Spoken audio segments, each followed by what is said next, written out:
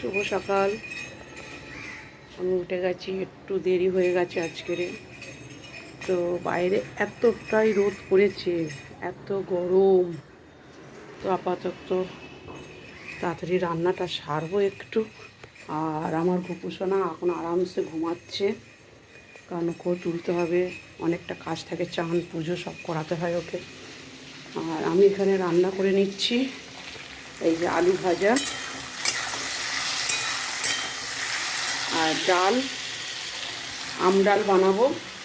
আম নিয়ে নিয়েছি দুটো, একটা দেবো, অনেকটা টক, কারণ গরম পড়েছে। আমি ডাল খুব একটা খাই না, যেহেতু আমডাল বলে তাই খাবো, নাহলে আমি ডাল ঘরে হয়ই না বললে চলে।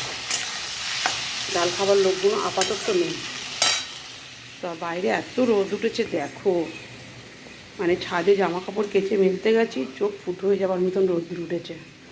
1 ঘন্টার মধ্যে নিয়ে আসতে হবে, নাহলে পুরো সব জামা কাপড় একদম পুড়ে যাবে। তো ঠিক আছে, আমার ঘরে কাজ হয়ে গেছে, তোমাদের সাথে একটু কথা বলে নিলাম।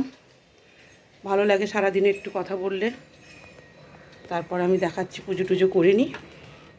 আর বাইরের লোক এত চেঁচামেচি করছে, আমি একটুখানি টিভিতে বরং গান চালিয়ে নিই। বাইরের লোকের কথা শুনতে একদম ভালো লাগে না। আপাতত রান্নাটা শেষ হলো, ঘেমে পুরো চান। দেখো, এই যে ডাল, এই যে আলু ভাজা, আর ভাত বানানো হয়ে গেছে। তো আজকে ছোট্ট করে একটু ব্লগ দিয়ে দিচ্ছি।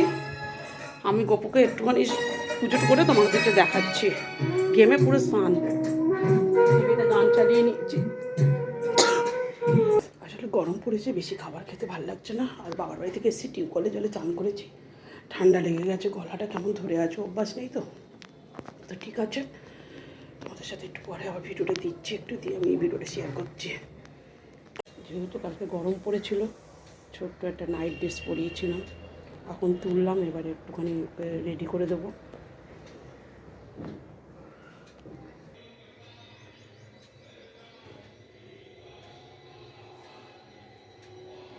তো আপাতত পুজোটা শেষ হলো, চেষ্টা করব যতটা পারবো তোমাদের সাথে রোজ ব্লগ দেওয়ার, ছোটো হলেও একটু দেবো।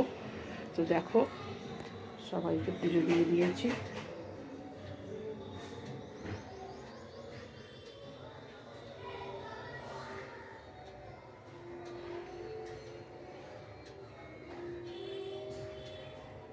তো ঠিক আছে, এবার আমি কাজে বেরিয়ে যাব, অনেকটা দেরি হয়ে যাচ্ছে। রোজ 11টায় যাওয়ার কথা, যেতে পারছি না। এই যে 11:10 হয়ে গেছে, জাস্ট 10 মিনিটে রেডি হয়ে আমি বেরিয়ে যাব। আসলে ঘরের কাজ সেরে আর উঠতে পারছি না। তো ঠিক আছে, আজকে এই পছন্দ ভিডিওটা আমি তোমাদের সাথে শেয়ার করছি।